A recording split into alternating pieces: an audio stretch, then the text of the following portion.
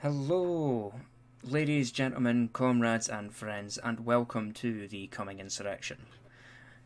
So, ladies and gentlemen, we have, well, ladies, gentlemen, NBs, and all comrades, we have a very special episode for you tonight. Tonight, our episode is going to be focusing on the city of Minneapolis and the Minneapolis uprising. So joining me tonight are my wonderful co-hosts, Senna Hello. and Theo. Sweden. Baby? So, for those of you who are unaware, and again, I don't know how you couldn't be, but the city of Minneapolis has come under the magnifying glass over the past couple of days after the Minneapolis Police Department murdered unarmed black man George Floyd over suspected forgery. The video that was released shows one of the police officers, who, if memory serves me correctly, his name is Derek Chauvin, kneeling on Floyd's neck for a solid 5 minutes, and Mr. Floyd died as a result of this. Now, in the immediate aftermath, the police officers were simply relieved of duty. And Minneapolis, to my comrades out there, you threw the fuck down. So, I think we should, of course, going into this, before we actually cover the riots themselves, which are going to be a big part of today's stream, I feel like we need to discuss the background of it, as well as police brutality in the United States in general, which, in all honesty, I don't think there's much to be said about it. We all know it exists. I think this is probably something we're just going to go over with the specifics in regards of this case and how it managed to incite such a harsh response. Yeah. Something was different about this one. I definitely think. Like, something sparked something different in the mind of the general public. Mm-hmm. What there was, at least in my opinion, is that this kind of thing has been happening for, like, ages. You know, I think it's just the brazenness of the attack mixed with people getting fucking sick of it. Like, you know, normally when this happens, you have a wide front of people just going, "Oh no, he was provoking them," blah blah. You know, all of that usual stuff. Mm-hmm. I don't see that. Like, I didn't see that this time. Yeah. Like, I talked to people who are on a very different spectrum than we are, and they are saying, "No, there's no debate. This is a murder case." Yeah. Yeah. And I think, like, I've been seeing similar sentiments on, like, Twitter and things. People are like, I'm a conservative white guy in his 50s, and I think we ought to start killing cops whenever they do this. based boomers. There is, like, this was the breaking point. There is... I think what we're often forgetting about, you know, the American people, with how indoctrinated, no matter how indoctrinated, how, you know, how fucking nebulous the general public may be, they're still people. They're still people with feelings and empathy, and if classical psychology taught us anything, it's that almost any learned human behavior can very easily be unlearned. And I think, ultimately, with regards to what's going on in Minneapolis right now and what happened, is that what happened in Minneapolis, again, as you said, I believe this was a turning point, because obviously earlier this month we had another incident in Indianapolis as well, where another unarmed black man was killed by police. I do just want to, like, well, what actually really got me was how much restraint there was actually like exercised at first. Like people were standing, waiting and waiting and waiting for justice that just didn't come. And when the cops then started firing rubber bullets into the crowd, aiming at people's heads, tear gassing them. Oh yeah, another important thing is the protests that were going on for this started out peaceful. But the cops went in and started tear gassing people and shooting rubber bullets and all this other crap anyways. Mm-hmm. They picked this fight. Yeah. And that's important to remember. And in response to that, the crowd of, I think, what was it, 9,000 people, something like that? Initially, at least. Well, they began sieging out the police precinct for 2 days. Yep, and we all know how that ended. For those who don't know, it is now a sundering pile of ash. And it's beautiful. Mm-hmm. And I think... the police has entirely abandoned the district. The 5th precinct is also burnt down, by the way, so there are 2 districts which are currently abandoned by the Minneapolis Police Department because they can't hold it. And this is going to be, like, I think now that we've got the, obviously the background of it out of the way, we can move on to, Apparently we're kind of quiet. Ah, shit. We can actually move on to the, fucking, the riots, the actual riots themselves. And as you said, the police, obviously, it must be like, again, I think the thing that a lot of us need to remember is every single police department in the United States is different. And obviously the thing that I've noticed, the thing that's been very interesting to me is that Minnesota and Indiana are both in the Great Lakes region. Both instances of death in police custody. Well, death in police custody have happened in the Great Lakes area.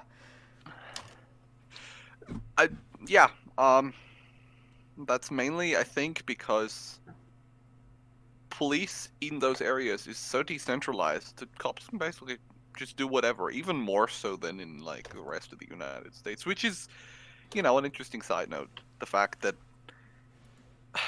I spoke to a friend of ours who used to be in the U.S. Army, who is not very much politically aligned with us, but I'm gonna paraphrase him here.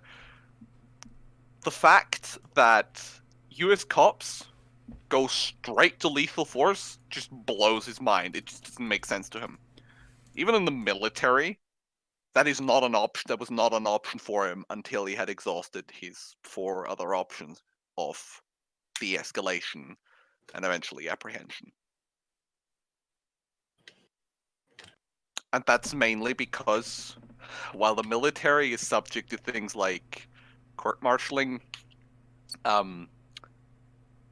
that's not a thing in the police force.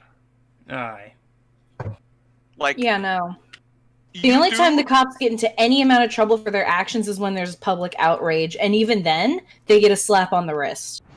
They are untouchable. At the popular demand of no cunt at all. You do, like, obviously massacres still happen, committed by the U.S. military, but it's on a completely different scale.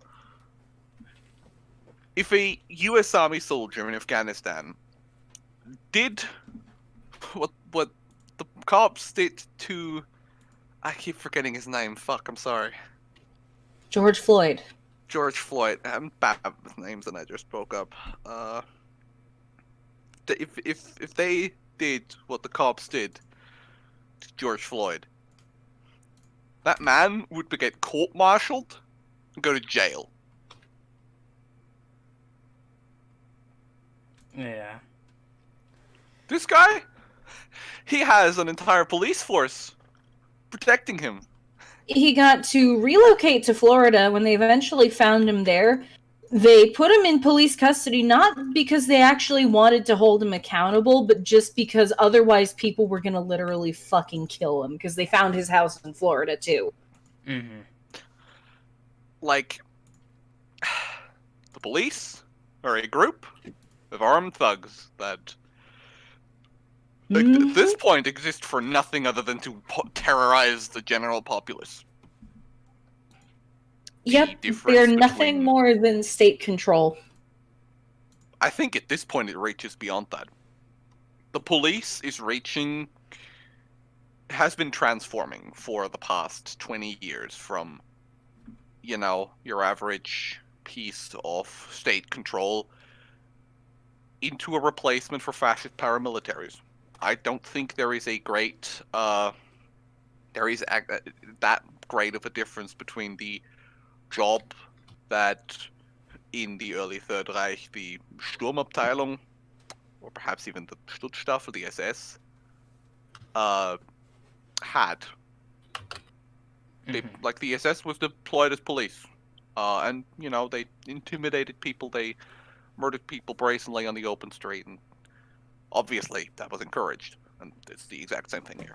Yeah, and I think what needs to also be remembered is we've also had the in Minneapolis the I keep wanting to say Minneapolis for some reason. That's a Scottish brogue. It sounds more right for some reason. Yeah, it's weird. Yeah. But the thing that we've seen recently, I think the first thing that we need to kind of address, that's already been widely addressed over Twitter, but I think one thing that we also need to address is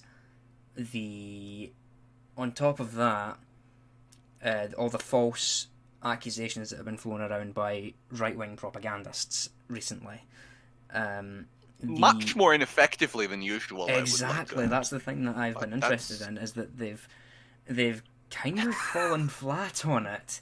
It's because the only reason you can look at this and go, yeah, the cops are in the right here, is by being just an out-and-out fascist or willfully blind and stupid.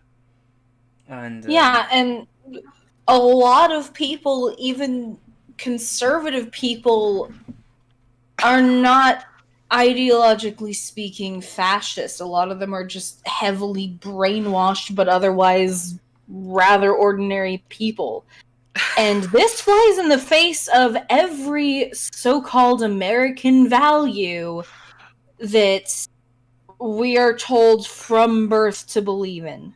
Yeah, I think my favorite one was this, like, fucking Texas Republican who told Tim Pool to, quote, "Shut the fuck up, you stupid grifter."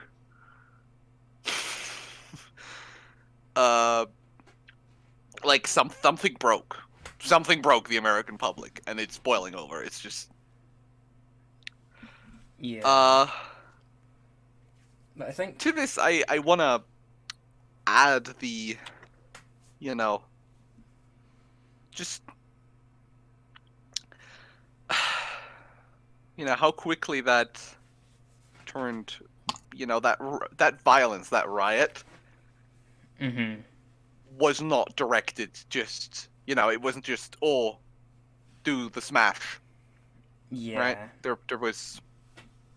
Oh yeah, no, this was directed, like, any of the businesses that got fucking torched were doing so because that happened because they refused to help protesters. It's like, it's directed again. Also, also, 911 services were refusing to help protesters. People literally had to drive their bleeding friends to the hospital. Yeah, I think it's also worth noting although based firefighters. Firefighters were refusing to put out buildings that got torched in the riots. Yeah, and I think it's interesting. Well, okay, so three things primarily. The first thing is like, I'd kind of like to address the right-wing propaganda that's been going on about the riots recently. The first being, of course, parroted by a certain journalist from Portland, Oregon, that you know the one I'm talking about, who said that Journalist, it's very generous. Journalist, fucking con man, bit is better term for it. The one we're talking about, he said that an old wheelchair-bound woman had her groceries looted, and she was beaten with a fire extinguisher and was punched in the head, and it's just like convenient. So that's one big thing that's been going around, is that looters were attacking this poor, unarmed woman who was just doing her grocery shopping, and they looted her her basket, which is bullshit. Apparently there is video footage of this woman actually being able to walk around, and actually walking around fairly well. Small problem with that. There are wheelchair users who can walk. They just can't walk long distances. So don't start that. That's very ableist. Don't do that. Yeah. But the second thing as well, that I think is the more pressing. Although what's definitely confirmed is that she was looting an ATM. So. Yeah, and the second thing that I approve of that. That's great groceries, but Yeah, and the second thing I want to touch upon is the fact that they claimed that she was unarmed, which is bullshit. She was stabbing people. There is a video of her. There are videos and pictures of her holding a knife, and stabbing people. She attacked other people. So, in all honesty, proportionate response neutralized the threat. And you know what? If she's going to try and attack protesters, then you know what? It's not. It's her problem if her shit gets looted. Let's also make this very clear. This is something I don't think a lot of people understand. It's violence in a class struggle, which this is turned into essentially, is not directed against people. It is directed against institutions. Yeah. Like, the only people that are going to get hurt are people who are, causing them problems. And at that point, you're siding with the institution. You're fair game. And I've talked with some, let's call them small-brained people, who just can't wrap their heads around the idea that rioting would not cause to just random looting. That just doesn't make sense to them, because... But the thing is, it's not random violence. It just isn't. Let's examine the target specifically. People were tear gassed. Not even just protesters. They just tear gassed an entire city block. So people went into the local Target wanting to buy milk, and they were refused service because they were the fucking cashier went on this whole spiel about how you guys are just a bunch of thugs and you deserve this. And they, after 20 minutes of that, people piling up even more, people just took shit.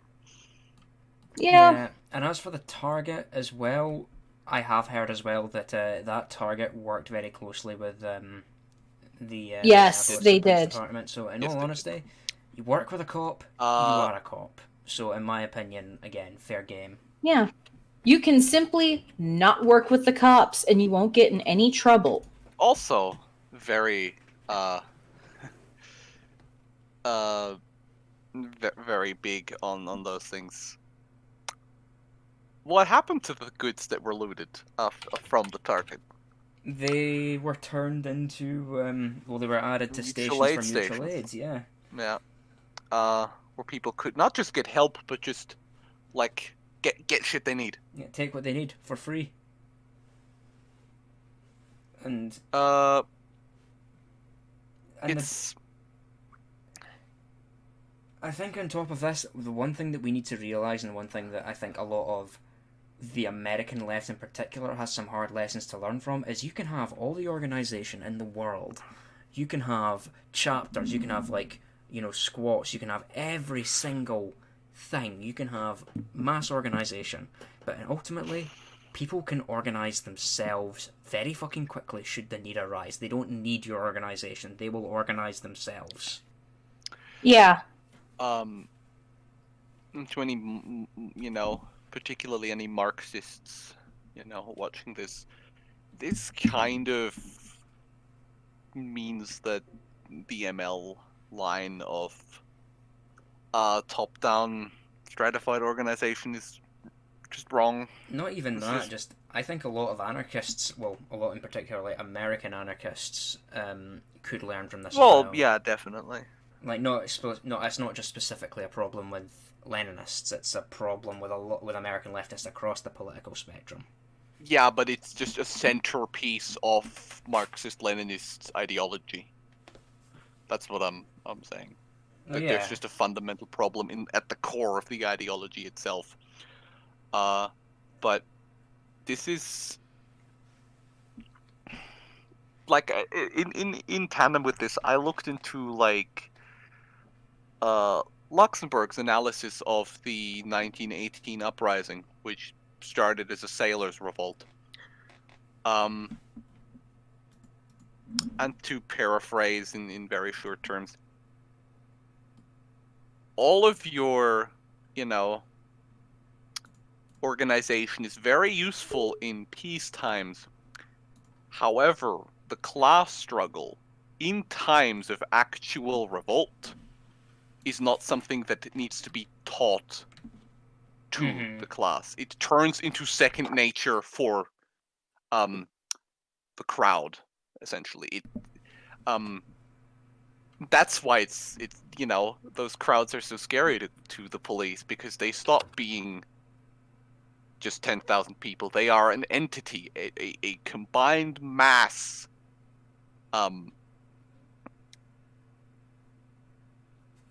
Because to an extent, humans are pack animals, and those sorts of momentums that carries over, and we essentially turn into waves. And also very, very good for us is the fact that the Fash has so brazenly positioned themselves on the other side. There's no way they can influence these things. Yeah, they cannot co-opt this because this is literally the thing they've demonized for years. Exactly, and it makes us kind of... I think, as well, one thing that... as I say, I lost my train of thought there. But I think it's... I think it's important that, as well, just to maintain the idea that, again, insurrections and revolutionary activity are spontaneous, but they need to be maintained. They have to continually be maintained, and I hope and I pray that what is going on in Minneapolis and in other parts of the United States right now, or the so-called United States, I hope it continues, and I hope it develops, and I hope to fucking God that people don't fold for any like pathetic concessions from the United States government or from local government. Again, at this point, like, what baffles me is that local government especially still thinks they can win. Oh yeah, they're still trying. Like, they sent in the National Guard, and like, okay, the American populace will let you walk all over them, but there's, even they have a limit, and I think that by opening fire with automatic weapons and military-grade armaments on unarmed civilians, you are probably crossing that line. Oh yeah. And how do I put this? No matter what ends up happening, right? Even if this is brutally crushed, the seal is broken. Mm-hmm. Yeah, this is not something people are just going to shrug off and let go of. Cops were defeated in an open straight battle and had to retreat. That is unprecedented in American history since, 1932, I think? Yeah, and... but it goes beyond those riots as well, because obviously without the formal organization, that's a bit of a stretch, but what is forming in those areas, which are now abandoned by both civilian government and the police, it's a primitive form of,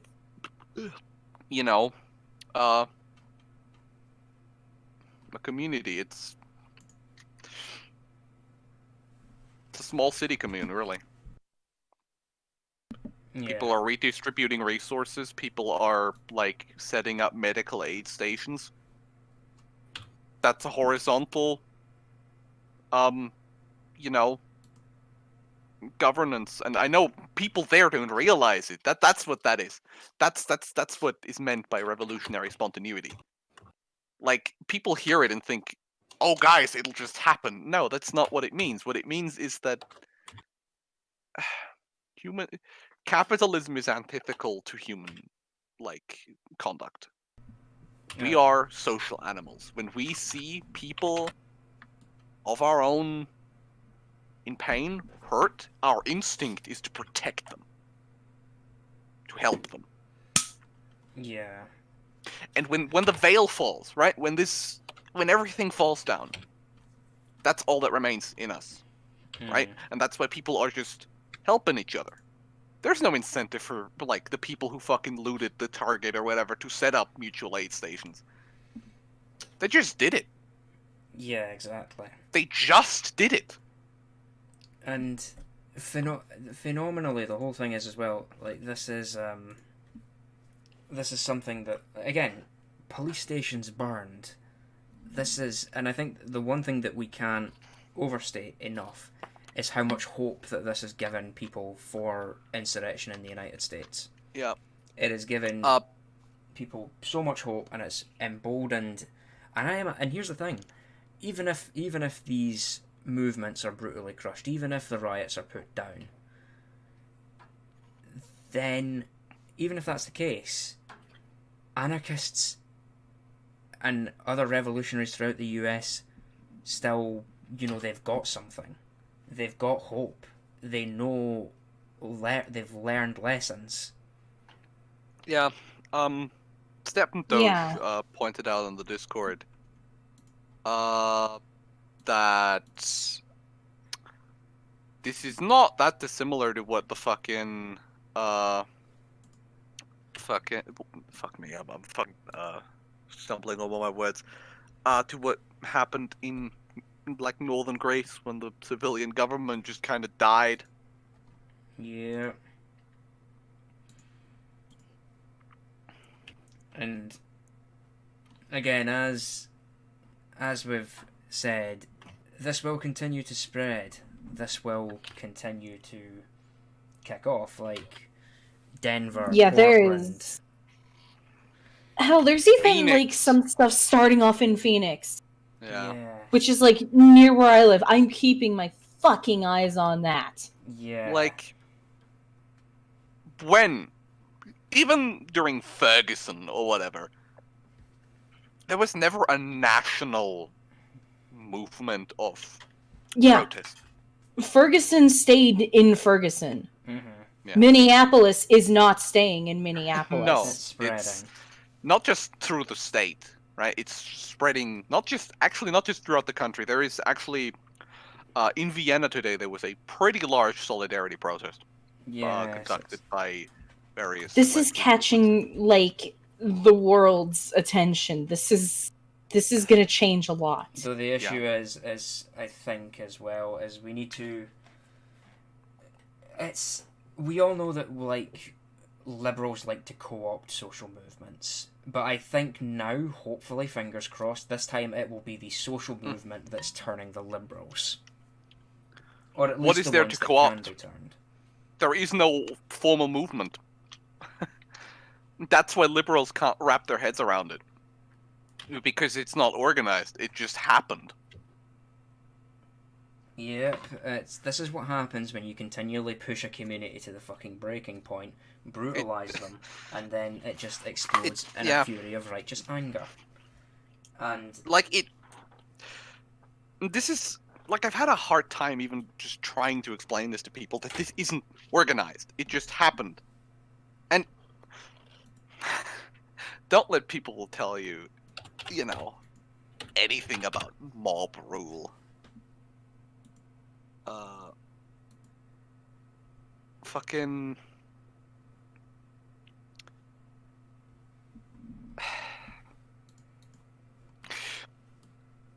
like, people think mob rule and they think just utter chaos. Nothing is everything is just people are going around killing each other. That's what people think of. But in reality,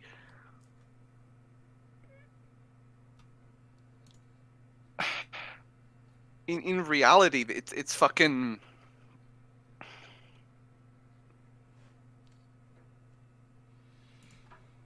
Fuck me. Okay. In reality, nothing like that happens. Yeah. And now there is a massive blackout on it.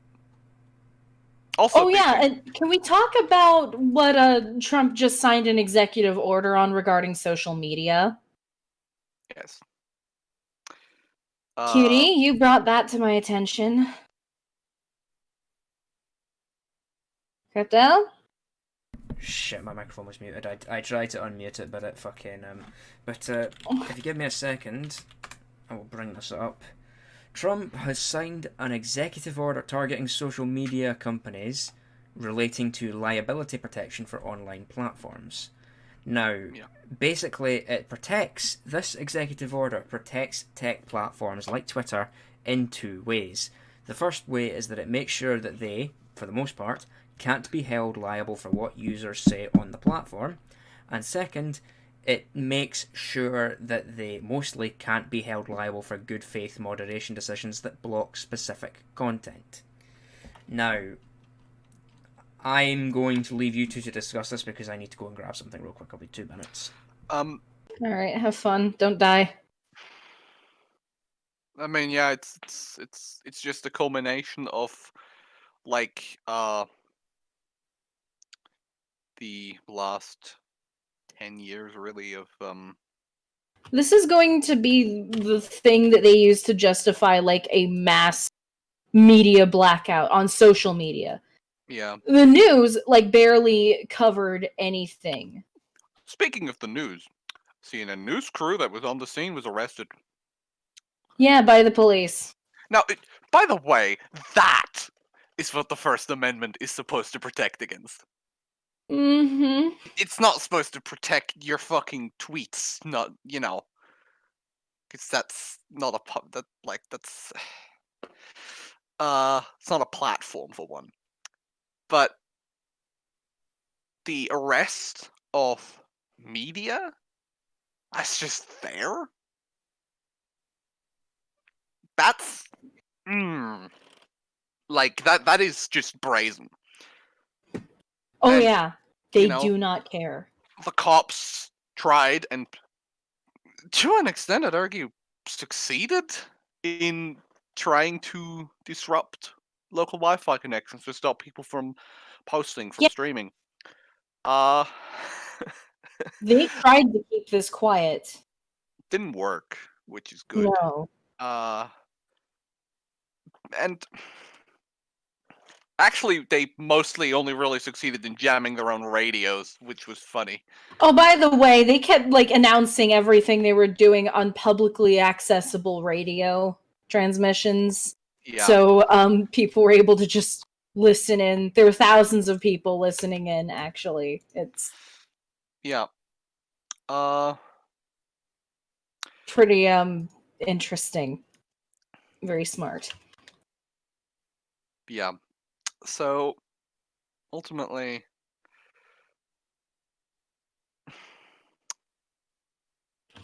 yeah. Also, the reporter, the CNN reporter they arrested, of course, it was a black man. Yeah, because, who else could it be? But, yeah, that was... Yeah, it's fucking... It's hard to even come up with the words because it's just so brazen. Like, this is the tipping point. Cops are gonna no longer give a single shit. Even in the Phoenix event, which was relatively small as of yesterday evening, I need to check up on it more. The cops did straight up come with tear gas and all that other crap. This is the important part. That no longer disperses crowds. Yeah, it doesn't work. 'Cause People what know you- how to counter it, and people aren't willing to just sit down and take it anymore. In what was it? Jacksonville was the other one? No, what was it? Louisville? Some details, please, baby. I'm not sure which one you're talking about. There's a lot of things. There's like the second largest one after Minneapolis is in I think a place called Louisville, fairly close Are you by. sure you're not talking St. about Paul. Ferguson? No, St. that Paul you're was- talking about. Oh, you mean like current things? I thought you meant just overall. No, right now. St. Paul. Okay. Yeah. St. Paul, yeah. The police tried to drive one of their fucking, it's basically just a Max Pro, it's basically just an MRAP through the crowd, and the crowd just wouldn't move. Yep. Yeah. Now, I don't know if you ever ran someone over before. Yes, in my Honda Civic. But Cutie, I love you. no matter what kind of vehicle you're driving, if people are crowding up in front of you, you're not getting through. Yeah, you can't. Full stop. move. Right? Because, yeah, you have a lot of traction. But cars generally aren't actually designed to run people over. Yeah. Like, they're yeah. designed for you to avoid those sorts of situations the best you can, my dude. It's Yeah.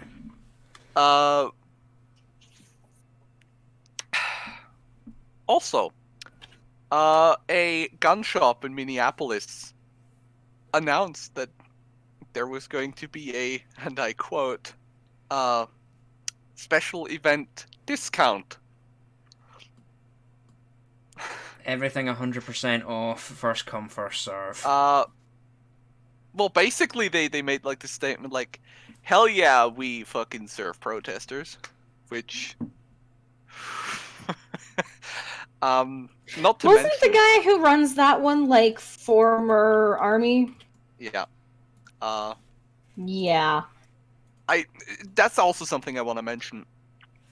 U.S. National Guards are psychopaths, but speaking to actual like army people specifically, I haven't met a single one who would obey an order to shoot on like citizens, like their own citizens.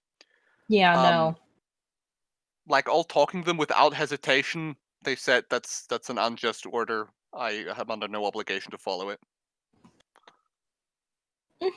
And a bunch even told me it is their moral duty to defy it. And in case anyone who is in the armed forces or the reserves or whatever, now's the time to think about that. Yeah. Like, if you are ordered to shoot on the people that you yourself are supposed to protect, then it is your duty, not just as someone who swore to protect these people, but just as a human being, to refuse that order.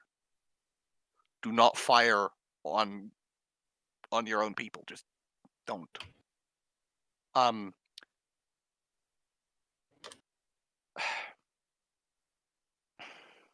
And generally that is the response I'm seeing, which is like really really encouraging to me. Like these past few years there haven't been a lot of events that really like increase my hope in humanity, but all of like over the past 2 days, something in American society just shattered, just broke. Yeah. Something cracked, and now all of the seams are coming apart. It's the... And you know what shattered? The illusion that the state... Well, I mean, hold on a second. Let me find a decent way to put this. It shattered the illusion, the thin veneer of liberal respectability that the United States had before. Because obviously under Obama, when Ferguson and Baltimore happened, when Michael Brown was murdered, and when Freddie Gray was murdered, the Obama administration was very much all over it. They were very much, kind of trying to put on that thin veneer of liberal respectability while, slyly giving the thumbs up for cops to beat the shit out of more innocent people. Yeah. But now with the Trump administration, as was predicted after the election by numerous anarchists, not least including the stimulator of submedia, the thin veneer of liberal respectability that the United States and the police force had under the Obama administration has been ripped off, and people are beginning to see it for what it really is. Or, to paraphrase Malcolm X, people woke up from the American dream. Exactly. Yep. Interesting note on that as well. Trump essentially said that he will order the National Guard to, quote, when the shooting starts. He is going to order the National Guard to shoot these people. Yeah, he's going to try and just mow them all down. Which, first of all, that's not feasible.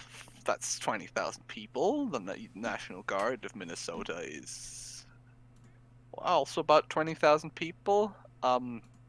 For every man you shoot with live fire, you're gonna have 100 more coming out of their houses. Right? You're just making it worse, really. That's the first thing. The second thing, I personally don't actually think it's a call directly to the National Guard. More directly, it is a call to action to all of his, hardline supporters. It's a call to the many, many fascist paramilitaries that exist within the United States to go out and essentially start shooting themselves. Yeah. Mm-hmm. Do brown shirt shit. Yeah. The thing I've noticed though is so this is the really, really cool part. That just is, a very good example of just insurrectionary theory put into reality is the fact,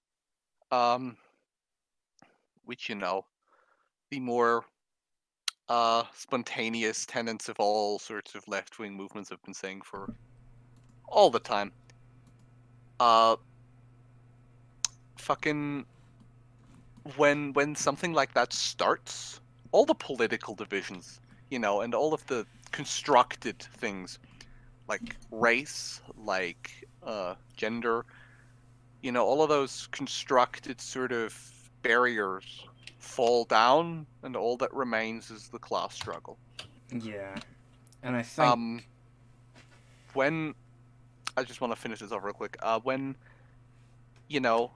these mutual aid stations, all of that were set up, look at the people doing that. It's a colorful mix of people from all all ranks of life, all sort of course, the only people not participating are the rich, but that's They're not. Also a very, very important side note. Locals who have had their, who had their shops damaged, actually accidentally. There's a restaurant that's been damaged because of spreading fire. Has said on Twitter, hold on, let me find it. Everyone is no, I don't give a shit about, if my fucking bakery takes a little damage, this needs to happen. Yeah. This is important. And it also puts there a it pin. Is. It puts a pin in the, just before you read out, it puts a pin in the right wing narrative that you're just turning people away by damaging their property. Yeah. So the Gandhi Mahal restaurant, it's an Indian restaurant in Minneapolis, was damaged through spreading fire, and a bunch of the windows were broken. Hello, everyone. Thank you for checking in. Sadly, Gandhi Mahal has caught fire and has been damaged. We won't lose hope, though. I'm so grateful who did their did their best to stand guard and protect our restaurant. Your efforts won't go unrecognized. Don't worry about us. We will rebuild. We will recover. This is Hafsa, Ruhel's daughter, writing. I'm sitting to my dad watching the news. I hear him saying on the phone, "Let my building burn. Justice needs to be served. Put those officers in jail." Gandhi Mahal has felt the flames last night, but our fiery drive to help protect and stand with our community will never die. Peace be with everyone. Justice for George. Justice for George Floyd. Black Lives Matter. Yeah, and I think that would be a pretty good note to move on to the I think the final point. Can I post something? Yeah, before we go on. do that? Yeah. I think this image here really captures the general gist very, very well. Our future has been looted. Loot back. Yes. Oh, And I yes. think we should I hope you guys are completely okay with me cutting the stream a little short. I'm not feeling particularly well, but Sure. I think the last thing that we can talk about for the last 15 minutes of the podcast is what can we do to help? What can we do to support? This is Yes. something that I've been wanting to say a lot about. First off, if there are demonstrations going on in your area, in the very beginnings, I would say look into it a little because there have been some very psyop thingies. It doesn't end up mattering much in the end because you agitate, people join in, and in all these situations, we're seeing it spiral out of control once that happens. So in those early stages, I would be cautious, but ultimately supportive of what happens. Go there if you believe that it is the right thing to do, but obviously be careful. Yeah, that's Like, the big thing. It doesn't... Go ahead. People will talk a lot about, dying for the cause, how noble. No, there's nothing noble about fucking dying. Yes, deaths will happen, and those people should be honored, but by the same token, you can't keep helping if you're dead. Just because a death is inevitable doesn't mean it's justifiable. Yeah. If you feel that you cannot go out without threat to your own life and you don't want to put yourself in that kind of danger, that is a completely legitimate reason. Yeah.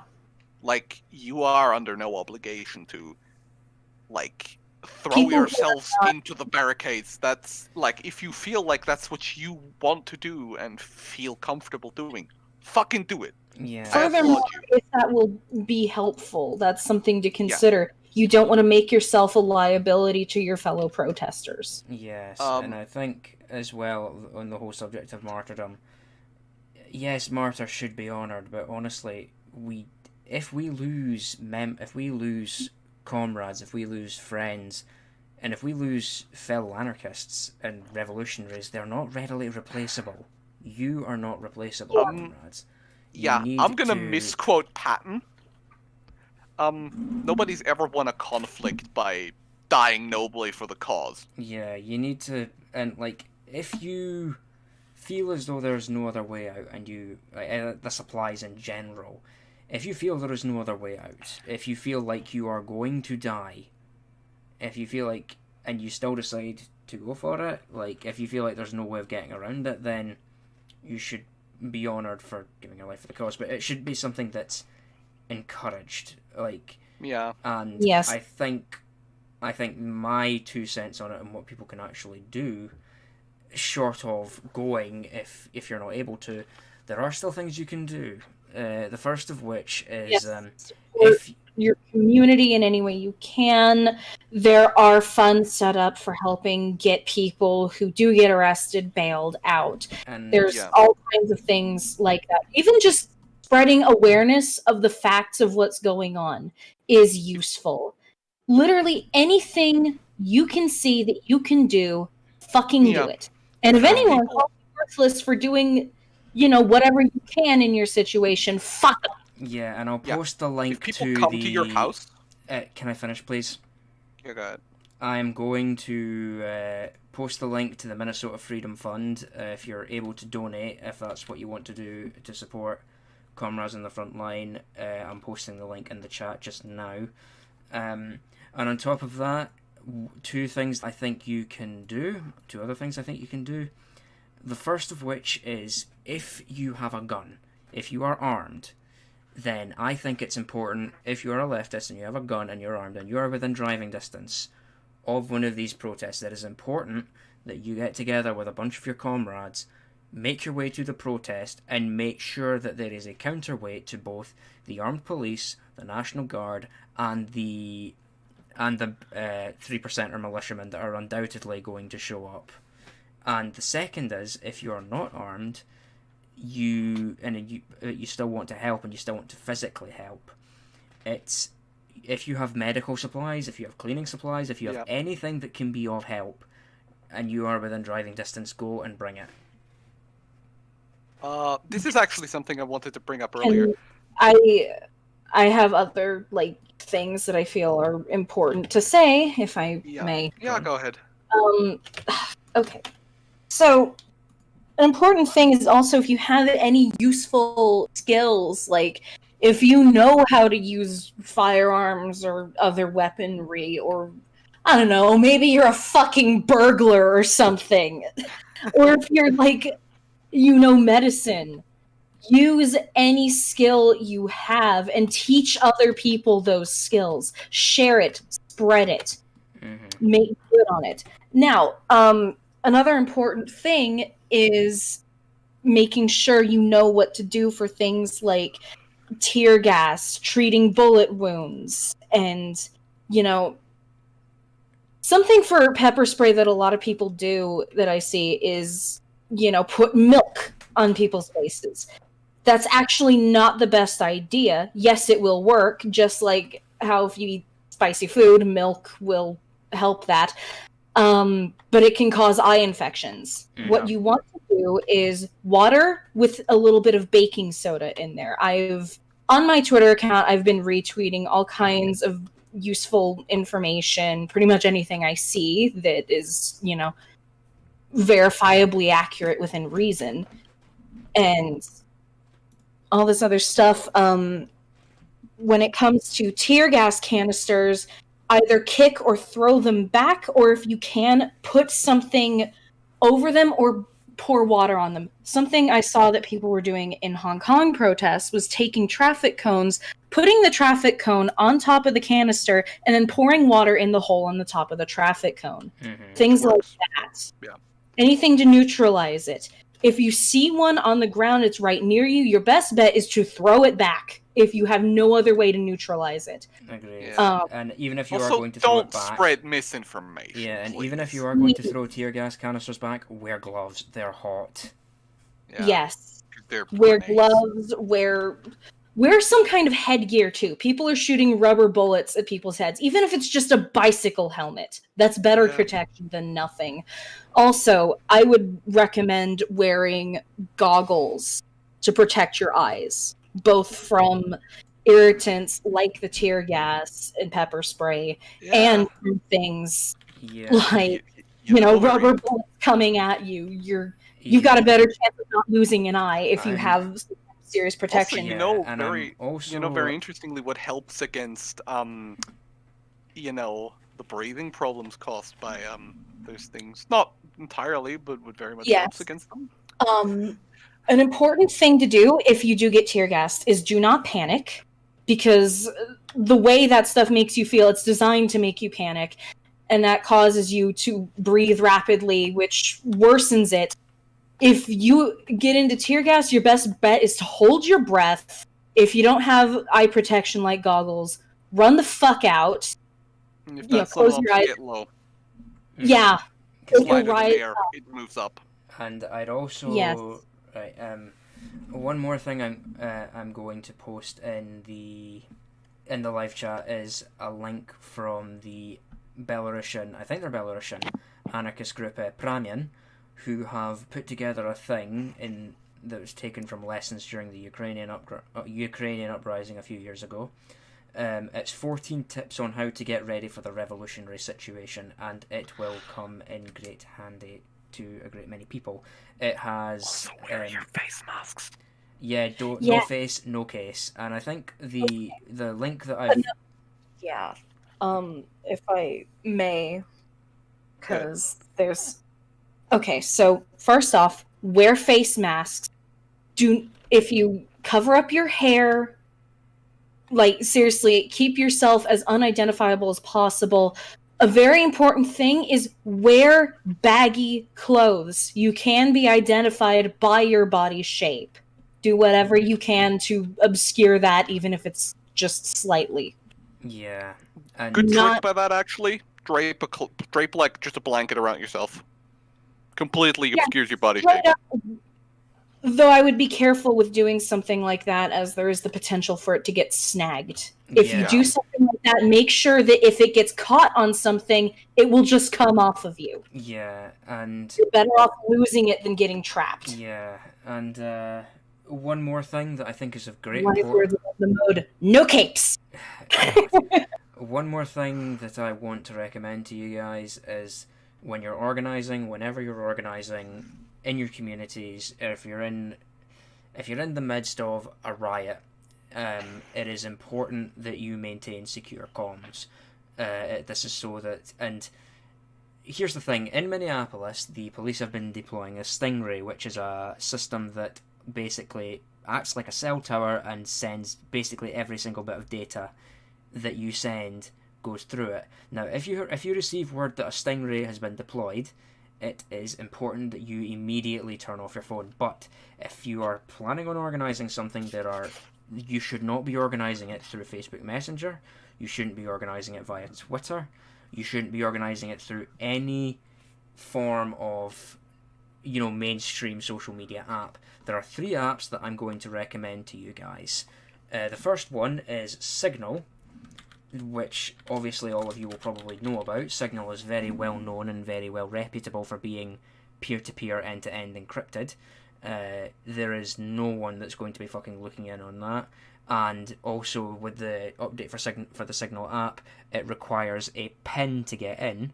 So basically, not only do you need to provide like a password or something, but you actually have to type in a unique PIN, which first of all, the cops are going to have to try and force access to your phone anyway if they get hold of it. But if you've got a PIN on your Signal, then that means you're pretty much safe. And again, you can also set a disappearing timer on it. So Signal is obviously your best bet. The next best bet is Wickr, which is WICKR. Now this app comes with a thing that basically you set up an email. Well, you create an account, create a password, and you need to type in that password and username every time you get in, and it automatically sets a disappearing timer for and you can set it for anything as short as like an hour to anything as long as 5 days, but messages will be gone within 5 hours. And the third one that obviously a lot of you will also know is Telegram. Telegram not only allows you to like chat securely, but it also allows you to create feeds and channels where you can post updates about the situation and what's going on. So that also comes in handy. A lot of revolutionary groups throughout Eastern Europe use it, like RevDia and RevBell both use Telegram channels as a means to spread word of their activities. So those are the 3 secure messaging apps that I can recommend. And on top of that, honestly, I think the final bits of advice we can all give are stay safe, stay masked up, give them hell, don't give them a single inch, and keep fighting. Keep strong, build your morale, and don't let the bastards get you down. Keep fighting. We're all behind you, 100%, every step of the way. Armed Hueys have been sighted over the city. No, by National Guard. Yeah. We'll wait and see what happens, and... What the? They're armed with rocket... What the fuck? Where are you seeing this? Just Twitter, people talking about it. Can you post No, that's the not a link? rocket pod, that's a radar site. Yeah, I Also was going wrong. to say very different things. Like, no, that was yeah. But those are armed with guns as well, so. But ultimately, I think we're going to call the stream here. Do any of you guys want to have any final words? Fuck cops. Justice for every single person that's been murdered by them. Black Lives Matter. End the fucking U.S. There you go. That's Down with the US, up with us. abolish the United States. Abolish the American plantation. Burn it all. Glory to the revolution. Glory to the martyrs. We will fight until the last man and bullet. And with that, comrades, we thank you for tuning into the stream. We offer our sincere support and solidarity with our comrades in Minneapolis, and we hope to see you again next week. Thank you for tuning in. I'm Comrade Crypto. This has been Comrade Senna and Comrade Theo, and Jesus fucking Christ, that sounds LARPy as shit, doesn't it? But we will see you next week. Thank you for tuning in.